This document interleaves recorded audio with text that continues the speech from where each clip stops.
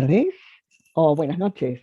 Los recibimos con gratitud y afecto desde esta frecuencia especial de Epicentro Argentina junto a Fundación JADE. Trabajamos en conjunto por el desarrollo de una cultura de prevención y autoprotección y el intercambio de experiencias y también la mutua cooperación. Saludamos a todos los epicentros, las radioepicentros, muy especialmente al señor presidente de Epicentro México, licenciado Héctor Paz Díaz, al arquitecto Mariano Catase, presidente del Colegio Mexicano de Profesionales en Gestión del Riesgo y Protección Civil. Bueno, aquí estamos con el apoyo logístico de Eric Álvarez desde México. El licenciado Marcelo Piatti nos acompaña, tiene a su cargo la producción, la operación de este espacio virtual.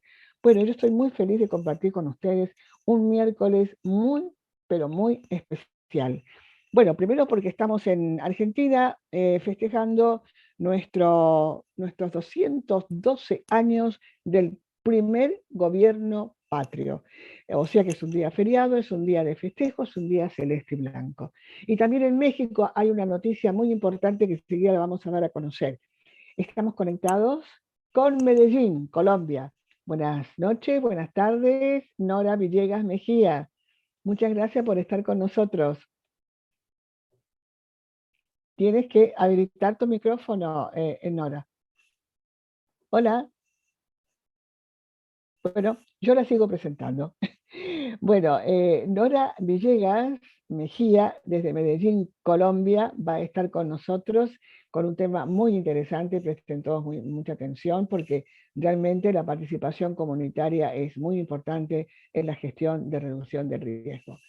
Bueno, ella es socióloga de la Universidad Pontificia Bolivariana, especialista en Derecho Laboral de la misma universidad, magíster en investigación psicopedagógica de la Universidad de Antioquia, especialista en gerencia para el desarrollo social en la Universidad EAFIT. Perfecto. EAFIT, gracias. Ahí estaba ya equivocándome en la sigla. Bueno, trabajaste muchos años en la alcaldía de Medellín, siendo la primera directora del Sistema de Prevención de Desastres de Medellín y consultora de la Dirección Nacional y de la Oficina para Reducción de Desastres con sede en Panamá de ONU. Consultora, profesora de posgrado en varias universidades. Bueno, tiene realmente, Nora, un extenso currículum, muchísima experiencia y bueno, viaja por todos los países siempre, ¿no? Pero ahora está en Medellín. Así que, bueno, te queremos escuchar, Nora, porque nos traes un tema súper interesante y queremos conocer, aprender. Muchas gracias.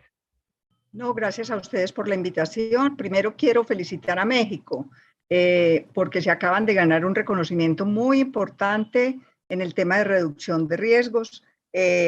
Pues lo recibió la arquitecta Miriam Ursúa a nombre de Protección Civil. Me parece bien interesante pues que México, que ha hecho tanto esfuerzo, que ha trabajado tantos años en el tema de desastres, haya recibido este reconocimiento. Entonces, primero que todo, felicitaciones. Felicitamos también desde aquí y desde Fundación JADE y también de Epicentro Argentina.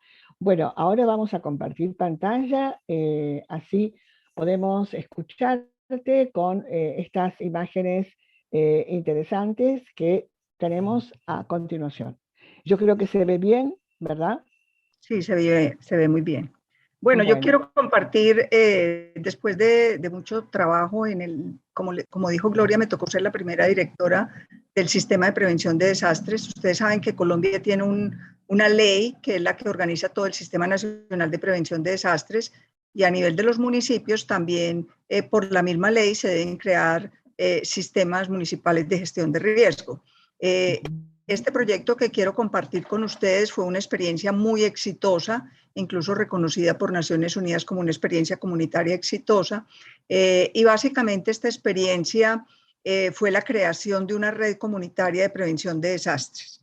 Es bien importante porque primero es una red, o sea, que articula varias entidades, varias personas, y varios grupos representativos de las comunidades. Segundo, porque es comunitaria, o sea, se basa en las personas que viven en los barrios y bueno, y el tema de la prevención de los desastres.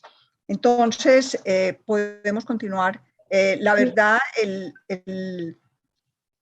la verdad es que este es un trabajo importante. ¿Por qué? Por varias razones. La primera de ellas, porque en muchos casos son las mismas comunidades las que generan el riesgo. Yo creo que esa es la historia que todos tenemos. Mira, ahí vemos, deforestan, construyen en zonas de alto riesgo, se ubican a orillas de quebradas. Entonces son las mismas comunidades las que a veces nos generan el riesgo, ¿cierto? Entonces ahí nos están dando una clave. Es importante quien genere el riesgo, hay que trabajar con él para prevenirlo. Ustedes saben que nosotros en la mayoría de los países tenemos un sistema de prevención de desastre donde se articulan todos los ministerios, porque este es un tema que involucra a todo el mundo, involucra el Ministerio del Medio Ambiente, que es el encargado de proteger las zonas de riesgo y darles un uso adecuado, con reforestación, en fin, involucra al Ministerio de Vivienda en la medida en que se construyan viviendas y se fortalezcan las viviendas en zonas que no sean de riesgo y en zonas que sean por lo menos recuperables. Involucra al Ministerio de Salud en todo el tema de la respuesta, de que estén preparados para dar una respuesta. Involucra al Ministerio de Gobierno en el sentido de generar una seguridad en el momento en que haya un desastre. Bueno, en fin, articula todos los ministerios dentro de ese sistema nacional, departamental y municipal de prevención de desastres. Entonces, apuntamos a esas redes porque estamos convencidos que en la comunidad, si la comunidad tiene conocimientos, ya esto está comprobado. En el caso de un desastre, la comunidad es el primer respondiente. Y si ese primer respondiente tiene conocimiento, está preparado, va a salvar muchísimas vidas y muchísimos bienes.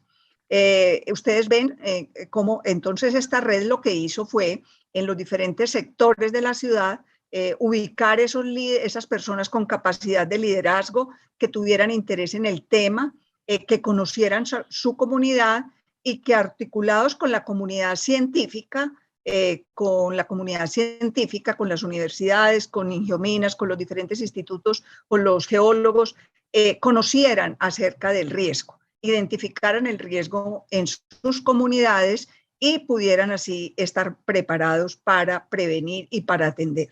Entonces, Nora, una preguntita acá que surge. ¿Estas personas tienen que tener alguna característica especial? ¿Tienen una edad determinada? ¿Hay hombres y mujeres también o no? Sí, estas personas no necesitan lo único que necesitan es ganas y que sean líderes que sean reconocidos por la comunidad. Porque ustedes saben que en el momento de la crisis hay que tener cierto nivel de autoridad y de reconocimiento para que la gente haga caso. Entonces, lo que básicamente se hizo fue una selección que la misma comunidad la hizo con relación a personas que fueran representativas en la comunidad, que pudieran apoyar, tipo el párroco, el líder de la acción comunal, el profesor que vive en esa zona, las madres comunitarias, o sea, personas que tuvieran cierta representatividad, incluso muchos jóvenes, para que participaran y conformaran este comité barrial de prevención de desastres, que juntos todos esos comités barriales conformaron la red comunitaria de prevención de desastres. Bien, entonces te manda un saludo muy especial Andrea Chapini desde Buenos Aires, desde el Ministerio de Seguridad de la Nación. Gracias, gracias. Bueno, yo creo que esta experiencia tiene mucho valor en todos los sentidos. Pues, como les dije ya, son ellos quienes están viviendo el riesgo. Segundo, son los primeros respondientes en caso de desastres. Y eso los hace que puedan tener una posibilidad de salvar muchas vidas y muchos bienes. Y eso se vio cuando sucedía una quebrada, cuando se iba a venir una quebrada, ellos eran los que daban la alerta, no teníamos que esperar que la quebrada se llevara 3, 4 personas y se ahogaran. No, ellos daban la alerta porque tenían la posibilidad, se establecieron unos medidores de caudal, ellos mismos los establecieron con los hidrometeorológicos de una manera muy sencilla en aquellas quebradas que eran de muchísimo más riesgo, establecieron unos pluviómetros que pudieran decirles, alertarlos a ellos en el caso de que la quebrada viniera con demasiado caudal y pudiera generar una emergencia. Entonces, esa es como la parte importante. La parte importante de esto es una palabra que a mí me gusta mucho y es el empoderamiento de la gente. Yo creo que en materia de empoderar a las personas y a las comunidades, yo creo que Japón es una experiencia muy exitosa. Los que hemos tenido la oportunidad de visitar Japón vemos como en cada barrio la comunidad sabe hacia dónde tiene que evacuar, incluso tienen bodeguitas en los parques donde hay alimentos, donde hay equipos que pueden ellos utilizar en el caso de una crisis, y ya vemos cómo a pesar de los inmensos desastres que ha habido allá, prácticamente las muertes han sido muy pocas, porque la gente está preparada para eso. Entonces, esa misma experiencia tratamos de hacerla en esta red comunitaria. Participaron muchísimos líderes, eran alrededor de 300 líderes y personas capacitadas y entrenadas. Y ellos, a su vez, primero, ¿qué era lo que hacían ellos? Lo primero que ellos hacían, podemos continuar, lo primero que ellos hacían era transferir el conocimiento de los organismos técnicos y científicos. O sea, la Cruz Roja, la Defensa Civil, los geólogos, la universidad. Por ejemplo, el sistema que tenemos nosotros que tenemos instrumentada la ciudad en caso de un sismo, ellos conocieron cómo se hace digamos, cómo se tienen instalados unos equipos que permiten mirar cuando se está produciendo algún movimiento. Con los geólogos recorrieron, hicieron muestras de tierra, observaron cómo ha cambiado pues todo el tema de la configuración de la tierra, se pusieron incluso a piques en zonas que eran muy deleznables y que podían generar desastres. Entonces, este básicamente está basado en una transferencia de conocimientos técnicos y científicos, donde se establece un diálogo de saberes. La comunidad escucha, la comunidad informa y los científicos ayudan a entender el riesgo y ayudan a enseñarle a la comunidad cómo actuar para prevenir. Eso es muy importante, claro, Nora, porque remitiéndonos al marco de acción de Sendai, ¿verdad? Cuando habla de la prioridad número 1, comprender el riesgo, realmente estas acciones conllevan a que las personas tengan una mejor percepción y, por supuesto, lo puedan comprender, lo puedan entender, y entonces después pueden actuar. Si no lo comprenden, no lo conocen, no pueden hacer absolutamente nada. Esto es súper importante, que sea de esta manera. Es muy importante, incluso la comunidad por eso se establece ese diálogo de saberes, el saber técnico científico con el saber comunitario, que es un saber bien importante porque genera una acción de prevención. Eso es básicamente lo que pretendíamos, generar unas acciones de prevención desde la comunidad con conocimiento. Es un ejercicio de gana-gana. ¿Por qué? Porque gana el científico, que a veces los científicos son muy metidos en sus laboratorios, pero a veces el contacto que tienen con las comunidades es muy poquito, entonces ellos también se enriquecen con ese saber popular y con ese conocimiento que tiene la gente. Entonces comparten un saber. Gana la comunidad. ¿Por qué? Porque le ayudan a identificar el riesgo. A veces las comunidades son demasiado arriesgadas, no miran el riesgo que tiene construir al lado de una quebrada sin guardar los retiros establecidos, no saben cuál es el caudal máximo de la quebrada, no conocen la historia del desbordamiento de esas quebradas. Y bueno, últimamente en la ciudad hemos visto incluso la pérdida de vidas, porque se desbordan las quebradas, la gente construye al lado de esas quebradas y vienen las pérdidas humanas. Entonces, la comunidad gana. ¿Por qué? Porque identifica el riesgo de la mano de los expertos, de la mano de los que tienen el conocimiento científico. Y gana la ciudad o el municipio porque juntos disminuyen el riesgo y planifican acciones. Esto es bien importante. Ellos mismos construyeron sus mapas de riesgo, establecieron sus prioridades, identificaron cuáles estaban en zonas de riesgo y a partir de ahí se generó como un plan de acción, un plan de acción. Un plan de acción que tenía, pues la ciudad tiene una norma y el país en general tiene una ley de presupuesto participativo. Esa ley de presupuesto participativo significa que las comunidades en una asamblea pueden definir la destinación de recursos. Entonces, lo que logramos con esta sensibilización a las comunidades es que se le asignara muchísimos recursos al tema de la prevención de desastres. Eso es bien importante porque la comunidad ya vio la necesidad, conoce la importancia, ya ha identificado unos proyectos de la mano de los expertos y en la municipalidad o el gobierno pueden darle los recursos para ser ejecutados. Bueno, entonces, claro. ese trabajo es un trabajo de participación comunitaria bien importante. Mira, acá tenemos un mensaje que no quiero que pase, que es, lo envía Wilfrido Rosales Gonzabay de Ecuador. Te está escuchando atentamente. Saludos desde Epicentro, Ecuador. Es muy bueno ver a la comunidad en acción. Felicitaciones por el proyecto. Donde se ha empoderado a las comunidades en temas de reducción de riesgos. No lo quería dejar pasar para que veamos nosotros que acá estamos internacionalizados.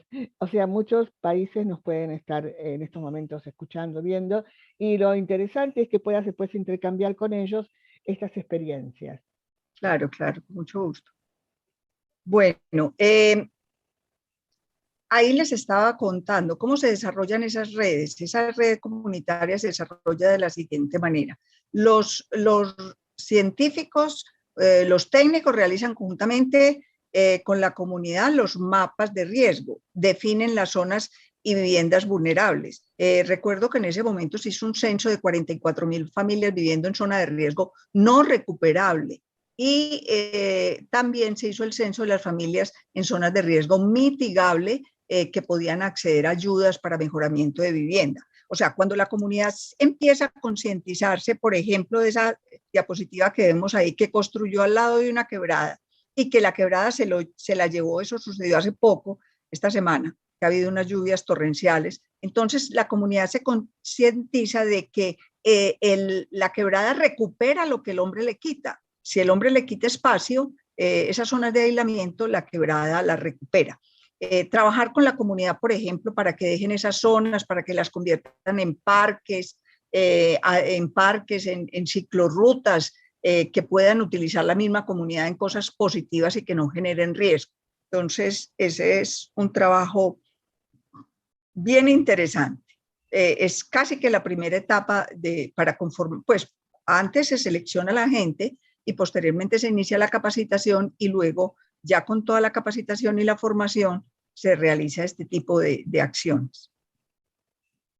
No, y acá se ve que bastante consecuencias ha tenido, ¿no? Ahora, una consulta, porque acá también lo estaba leyendo en un mensaje.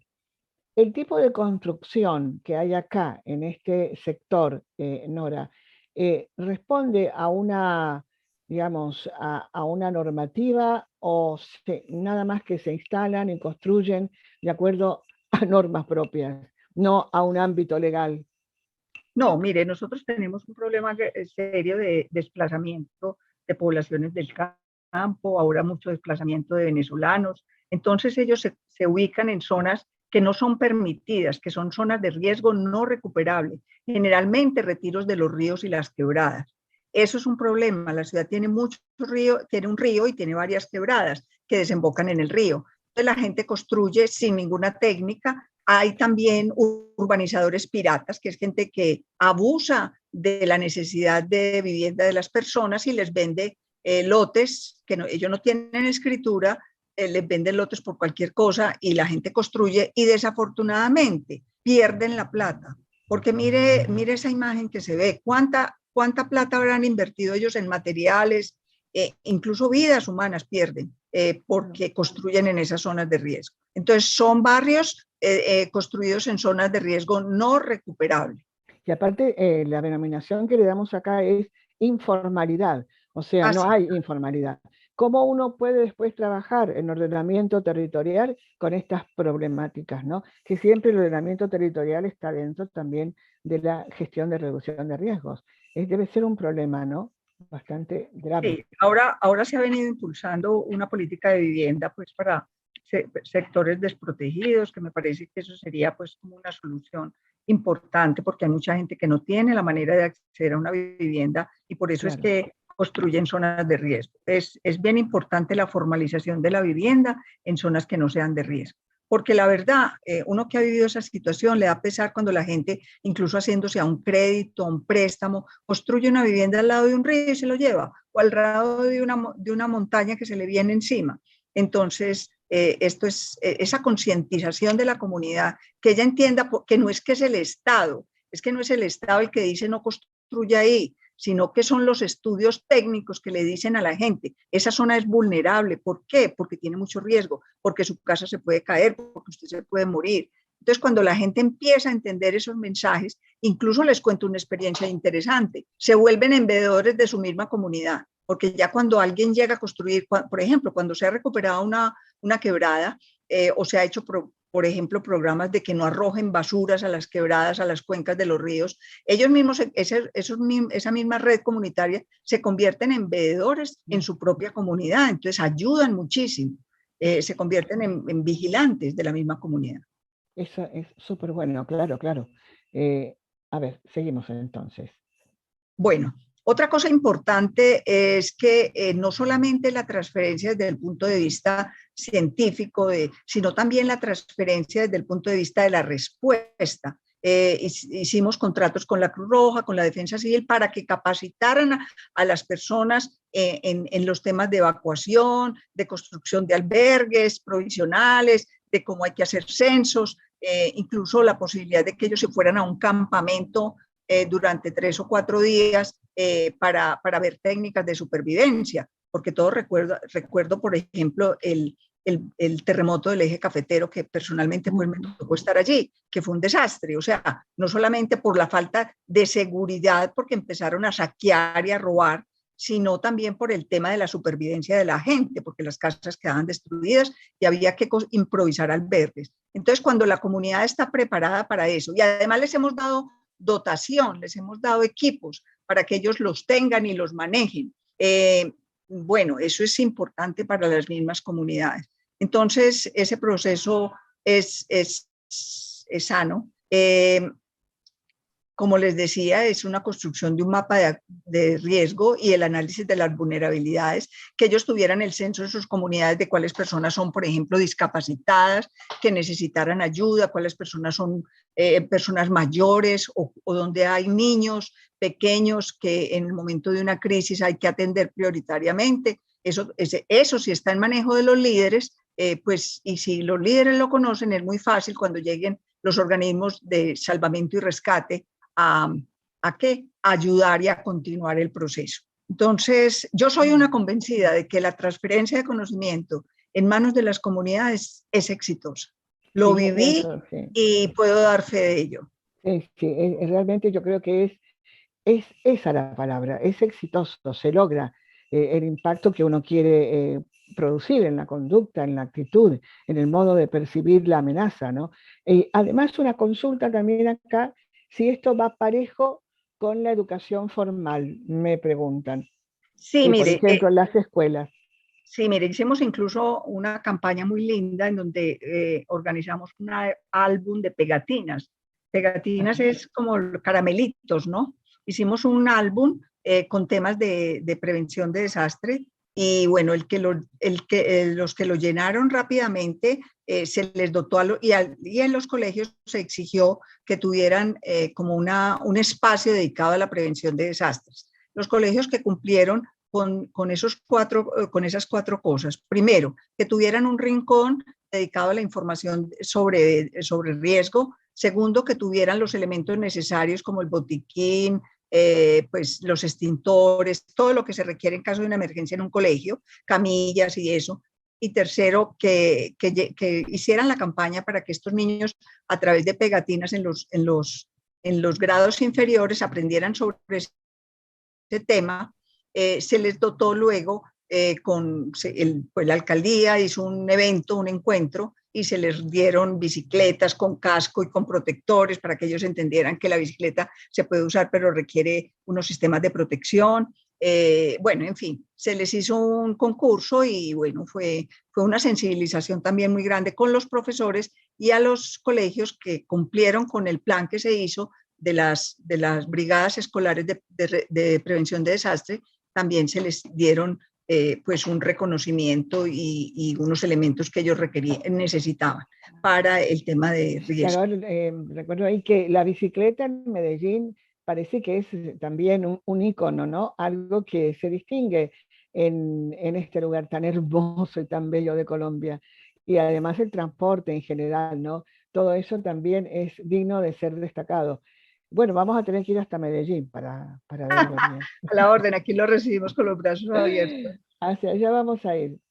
Bueno, acá tenemos el plan de acción y de Bueno, interacción. exacto. Ahí ven cómo la comunidad que cuenta con recursos y con presupuesto participativo definen unas obras de mitigación que se pueden realizar, también cómo ellos se convierten en ayudantes, que a veces en una tragedia es muy importante uno contar con el apoyo de la comunidad, no solamente para eso, para seguridad. Miren, en Armenia tuvimos problemas de seguridad. ¿Por qué? Porque saqueaban los carros que llevaban ayudas. Entonces, cuando la comunidad se empodera y tiene un plan de seguridad y acordona las zonas donde hay un desastre, pues la gente lo respeta, Incluso a veces lo respetan más que a las mismas autoridades porque son reconocidos y ellos saben quién Claro. es quién.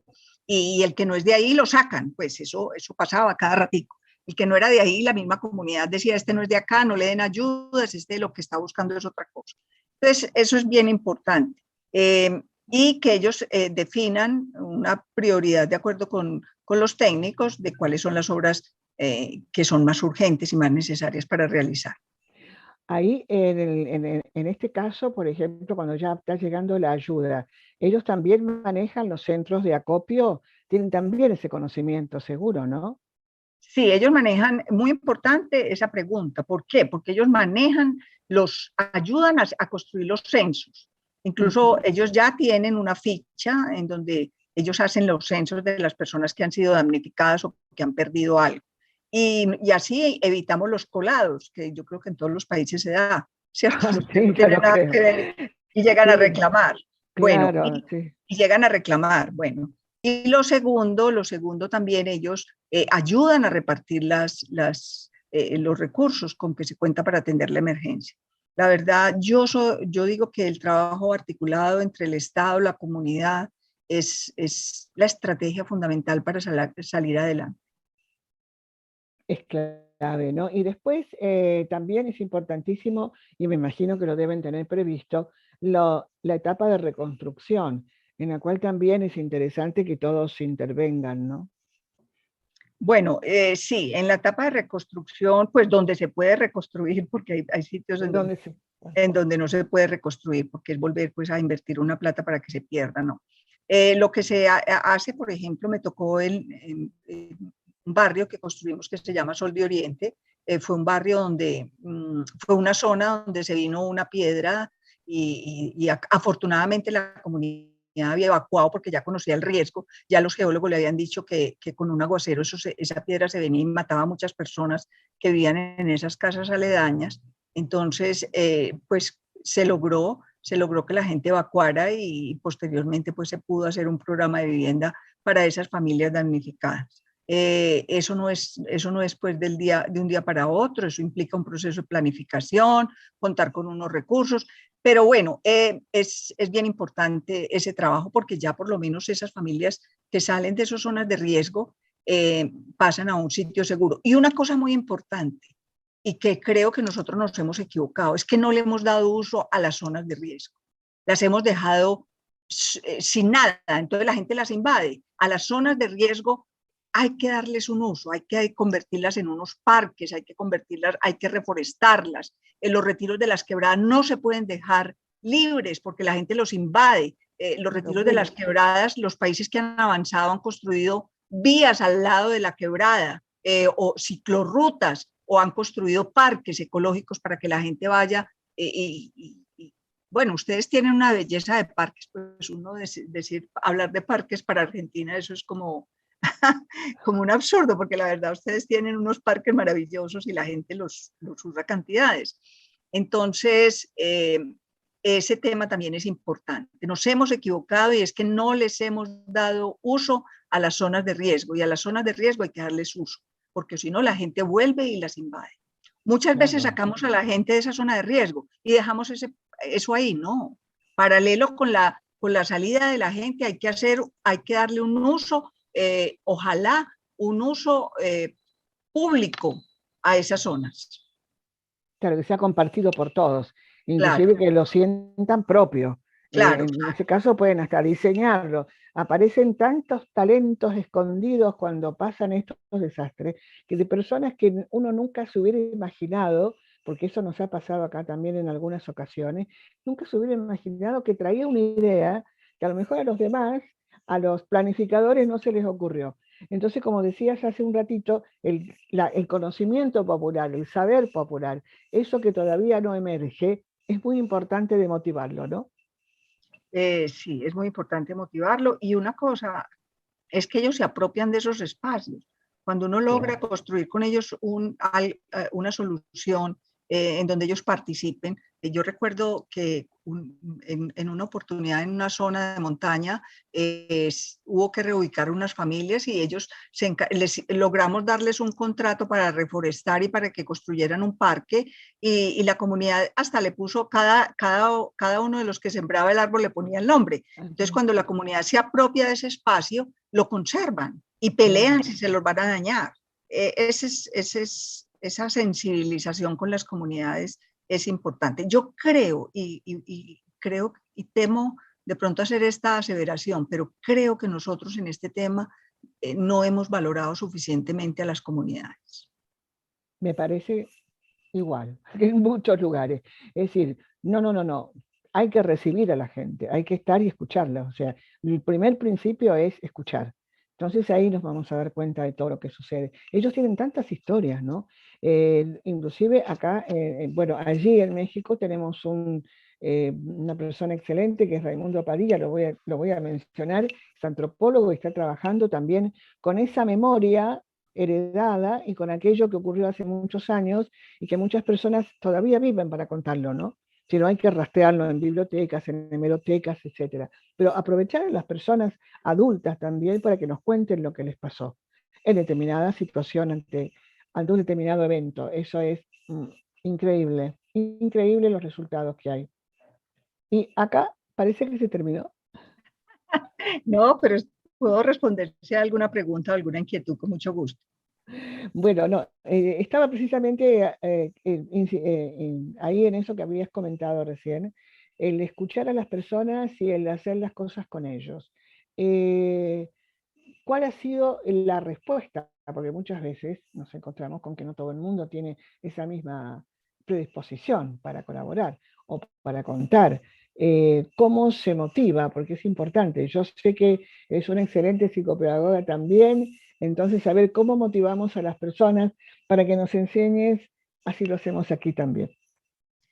Bueno, nosotros armamos con las universidades equipos de trabajo, trabajadoras sociales, psicólogos, geólogos. Hicimos unos equipos de estudiantes en práctica, porque pues es muy difícil uno contratar profesionales ya, digamos, para esa primera etapa, que es la primera etapa, que es la identificación de líderes, que es el primer contacto con ellos, que sea motivador, que ellos le vean lo que yo digo, el gana-gana, que ellos sientan que su involucramiento en este trabajo les va a traer algún beneficio, porque cuando tú a la gente la involucras, pero ellos no ven que se están beneficiando, ellos rápidamente se desaniman.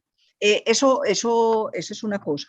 Otra cosa, entonces armamos unos equipos por barrio, por zonas, y ellos empezaron a trabajar en las comunidades, todo eso. Ya cuando estaban más o menos organizados y estaban, digamos, conformados los comités, ya le metimos más conocimiento científico. Entonces, con los Ajá. geólogos iban, identificaban los tipos de materiales, les explicaban, por ejemplo, que ahí había habido un desastre hace no sé cuántos años. En fin, aprendían del conocimiento de la tierra, el conocimiento del agua, Bueno, con los hidrometeorológicos aprendieron el tema de medir el caudal de las quebradas, de las quebradas que tenemos varias y que han generado muchísimo desastre en esta ciudad. Y en algunas ciudades de Colombia, no solamente pues de mi ciudad, sino de Colombia. Los ríos han sido, los retiros de los ríos en nuestro país nunca han sido respetados. Y yo podría casi que aseverar que el 40% de los desastres se producen por eso, porque la gente construye al lado del río y no guarda esas zonas de retiro obligatorio. Eso también es importante, pero también hay una falla del Estado, es que no le ha dado uso a esas zonas de riesgo, no le ha dado uso a esos retiros de las quebradas como lo hacen en otros países. En otros países al lado de la quebrada construyen una vía o construyen un parque, entonces ahí hay de parte y parte. Entonces, este es un trabajo muy de concienciación de los equipos que trabajan en el barrio. Y una cosa muy bonita era que hacíamos pues como un concurso entre ellos, y porque a la gente le gusta concursar y participar, ¿no? Entonces hacíamos un concurso entre los barrios y bueno, salía algún ganador y se le daba pues un estímulo. Se hacía también un encuentro con ellos, como digamos un encuentro con para que aprendieran sobre las técnicas de cómo armar una carpa, cómo distribuir la alimentación, cómo hacer un censo, bueno, todo este tipo de cosas que maneja la Cruz Roja muy bien, y con ellos hicimos los contratos, con la Cruz Roja, con la Defensa Civil, hicimos contratos, incluso también con la seguridad, porque uno de los graves problemas, los que hemos atendido temas de desastre, es la seguridad, incluso para nosotros mismos. En Armenia fue claro que no les importaba quién estuviera ahí para robarle, para romperle el carro y sacar lo que llevaran en el carro, para los equipos, incluso muchos equipos se perdieron por eso. Entonces, ese empoderamiento también en temas de seguridad también es bien importante. Mira, para ir redondeando ya hacia el fin de nuestra hermosa entrevista, el rol de la mujer, el rol de la mujer, ¿cómo lo podemos definir en estas situaciones desde la óptica, ¿no? Desde allí, de donde viven ustedes, desde Medellín? Miren, la mujer es clave. Si ustedes miran en los barrios populares de mi ciudad y de cualquier ciudad de Colombia, hay unas líderes que son entregadas, participativas, se interesan, sobre todo muy solidarias, supremamente solidarias. La mujer por naturaleza es solidaria. Entonces ellas se encargaban, pues primero se capacitaron y después en el momento de la crisis eran de las mejores respondientes en el caso de una emergencia. El papel de la mujer es muy importante, desafortunadamente es poco valorado y tengo que reconocerlo así, es muy poco valorado el trabajo de la mujer. Y en tema de desastres es igual, es igual. A pesar de que a veces hace un trabajo muy silencioso, no tan figurativo. Entonces, cuando la mujer hace el trabajo silencioso, el trabajo duro, muchas veces muy duro, de dar protección a los niños, a los ancianos, a los discapacitados, de ayudar en la repartición de la comida, o sea, todos estos temas que suceden cuando hay una crisis, la mujer a veces hace un trabajo muy silencioso, pero poco valorado, pienso yo. Bueno, no vamos a tratar de revertir esa situación en todas partes. Creo que se está trabajando fuerte en este tema. Se habla de enfoque de género, se habla también de tratar de demostrar y tratar de empoderar también a las mujeres para que puedan tener mayores insumos y mayores herramientas para la prevención sobre todo y la adquisición de resiliencia. Bueno, Nora Villegas Mejía, ha sido un placer inmenso que estuviera con nosotros contándonos esa experiencia comunitaria que valoramos muchísimo. Así que muchas gracias desde Epicentro Argentina. Vamos a volver a encontrarnos, porque tenemos mucho más para conversar sobre este mismo tema. Muchas gracias a Marcelo Piatti, que nos apoyó con la producción y la operación técnica. Y bueno, a Epicentro México, muchas gracias y felicitaciones para la arquitecta Miriam Ursúa, que realmente ha merecido esa distinción del premio Sasakawa, otorgado por Naciones Unidas, en esta reunión global que se realiza en estos momentos en Bali, nada menos que en Bali. tendremos después algún documento seguramente para compartir. Muchísimas gracias, nos vemos el miércoles, no el próximo, sino el otro, para escuchar, compartir otro tema muy interesante que hace a nuestra tarea y la enriquece. Buenas noches, muchas gracias, hasta pronto. Muchas gracias, Nora, muchas gracias. Gracias, gracias, gracias.